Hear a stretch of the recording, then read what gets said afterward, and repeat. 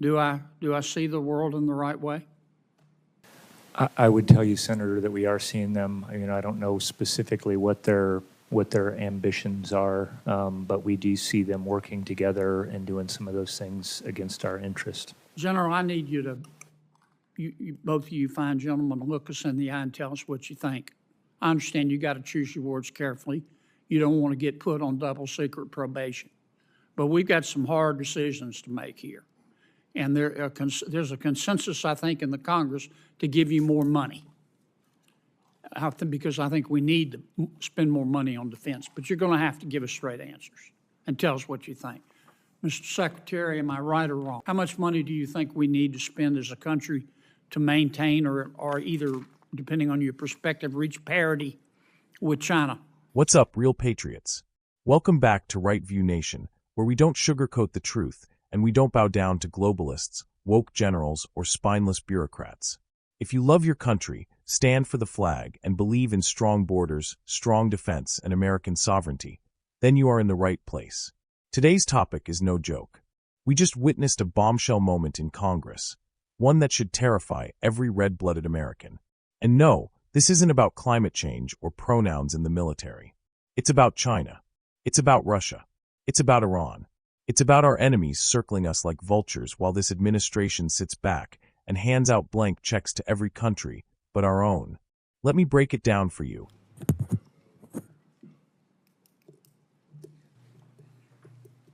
Thank you, Mr. Chairman. I'll try to land this plane within my time. I want to tell you briefly how I see the world and invite you to tell me if I'm wrong. I think President Xi and President Putin and the Ayatollah in Iran are working together. I think that President Xi is the quarterback. I think their goal is to have Russia dominate Central and Eastern Europe, to have Iran dominate the Middle East, and to have China dominate the Indo-Pacific while being free to roam in sub-Saharan Africa and South America and space. I do not want America to be the world's policeman, but I don't want President Xi or President Putin or Iran to be the world's policeman either. Do I see the world in the right way?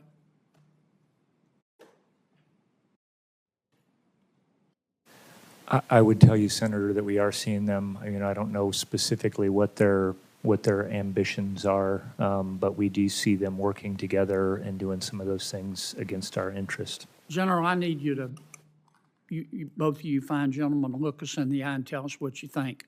I understand you got to choose your words carefully. You don't want to get put on double secret probation. But we've got some hard decisions to make here. And there's a consensus, I think, in the Congress to give you more money. Because I think we need to spend more money on defense. But you're going to have to give us straight answers and tell us what you think. Mr. Secretary, am I right or wrong? Senator, your question of one of your colleagues said it earlier, $185 billion is a lot of money. If we are given more money than is in the budget that you've seen, we will be good stewards of that and innovate even faster. I think what we are saying to this committee is we believe we can transform the Army with those amount of dollars as long as we are able to use them the way that we want to and we are not Tell jammed. me again the amount of money you need for the Army transformation. We can use our current budget and transform the Army as long as we're able to spend it the way that we believe is right. How much money do you think we need to spend as a country to maintain or either, depending on your perspective, reach parity with China? I think the president has mentioned between the two bills $1 trillion for the DOD. Okay. Do you trust Europe to spend more money? I'm sorry, Europe. Do you trust Germany to spend more money? They've talked a good game.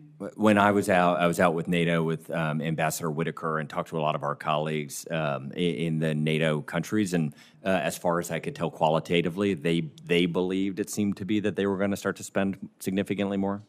General, do you trust the United Kingdom to follow through and spend more money? I mean, all I've gotten, Senator, is what they said that they were going to do with their new defense review, that they said that they were going to raise, their spending on defense. Based So on your it'll remains to be experience, seen. do you believe them?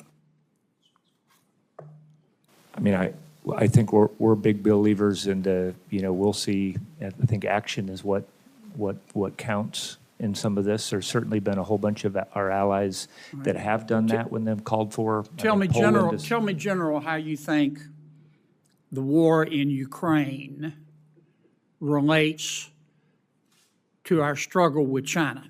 Are the two inextricably linked, or do the two have nothing to do with each other? Well, I think, Senator, everybody is watching that fight right now, taking lessons from it. I think everybody's doing that. I think everybody is looking. I get a lot of comments. General, I know everybody's watching. I got that part. We're all watching. Do you think what we do in Ukraine impacts our struggle with China or not? Give me a straight answer. I do think our partners and allies are watching what we're doing and how that turns out. Yes, Senator, I agree with that. All right. Last question, because I'm going to land this plane.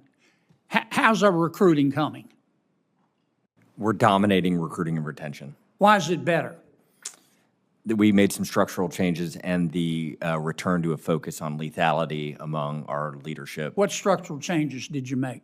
We created a future soldiers prep program that gets soldiers or future soldiers who are right on the edge and helps get them a little bit more training before they join. And then there were problems with when we transitioned over to digital medical records. We were catching things when kids were younger, and we didn't have in place the mechanisms to get those waivers, and we have improved there dramatically. Thank you, gentlemen. Thank you, Mr. Chairman. A U.S. senator, one of the few left with a spine, laid out the cold, hard truth in a congressional hearing. He said what we've all been thinking. China is the quarterback. Putin is the enforcer. Iran is the chaos agent. And together, they're building an anti-American axis unlike anything we've seen since the Cold War. And guess what? He's absolutely right. China wants to dominate the Indo-Pacific. Russia is trying to swallow Eastern Europe whole. Iran dreams of ruling the Middle East with a nuclear fist. And they all want to expand into Africa, South America, and even space. While they're planning world domination, what's Team Biden doing? Pushing climate change mandates, firing war fighters for refusing a shot, and focusing on diversity goals instead of battlefield readiness. The senator didn't hold back. He looked our so-called military leaders dead in the eye and demanded real answers. And what did they do? Hem and haw. Circle around the question. Play political dodgeball. They talk about transforming the army, but they can't even say whether Europe will lift a finger to help. Let me tell you something. Germany has been promising to spend more on defense for decades. And the UK. We love our British brothers, but talk is cheap. America has carried NATO on its back since the day it was born, and our reward is being taken for granted while our enemies get bolder by the day. Now here's where it gets even more real. The senator asked the brass point blank, is Ukraine tied to our fight with China? Let me tell you, every war, every weakness, every withdrawal sends a signal. When we cut and run from Afghanistan, China took notes. When we waffle in Ukraine, China calculates. When we show confusion in Congress, China gets bolder. Our allies are watching. But more importantly, our enemies are too. And what do they see? Weakness, division, confusion. We used to be the shining city on a hill. Now we've got military leaders more concerned with gender inclusion than combat effectiveness, and a commander-in-chief who can't finish a sentence without getting lost on stage. Now the military says they can transform the army if we just let them spend their money their own way. Excuse me? Last I checked, they blew billions on failed recruitment ads featuring cartoon moms and yoga sessions. Now they want another blank check. Here's a crazy idea. How about we fund a military that's actually ready to fight? How about we invest in missile defense, cyber warfare, and hypersonics instead of drag queen story hours on base? The president is throwing around $1 trillion for defense, and yet we can't even get a straight answer on what it's being used for. Patriots, this isn't just irresponsible, it's dangerous. It's putting every American at risk. Now, believe it or not, there was one bright spot. Recruiting is up. Why? Because they got back to the basics, lethality. That's right. Not inclusivity. Not sensitivity training. Lethality. They started a new prep program to help borderline recruits get ready. Good move. They fixed a glitch in the system that was rejecting kids over old medical records. Finally, some common sense. But let's not kid ourselves. This is a drop in the bucket. Until we completely purge the Pentagon of woke ideology and restore warrior values, we're still playing defense. Let me be crystal clear. We are on the brink of something big, something dangerous. While we bicker over bathroom signs, China is planning space domination. While we cut military standards, Iran is building alliances with terrorists. And while we play nice with the EU, Putin is chomping at the bit to redraw the map of Europe. This isn't fear-mongering. This is fact. If we don't wake up now, if we don't fund and fix our military, if we don't stand strong with our allies, if we don't return to America First foreign policy, we're going to lose the world our forefathers built with blood, sweat, and sacrifice. The world doesn't respect weakness. It respects strength. And right now, America needs to get strong again. Real strong. Before it's too late.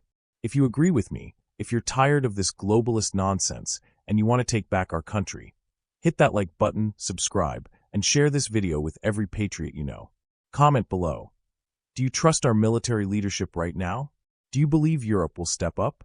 Or are we once again on our own? This is Right View Nation, where the truth still matters, the flag still flies, and we're not afraid to say what others won't. Until next time, God bless you, God bless our troops, and God bless the United States of America.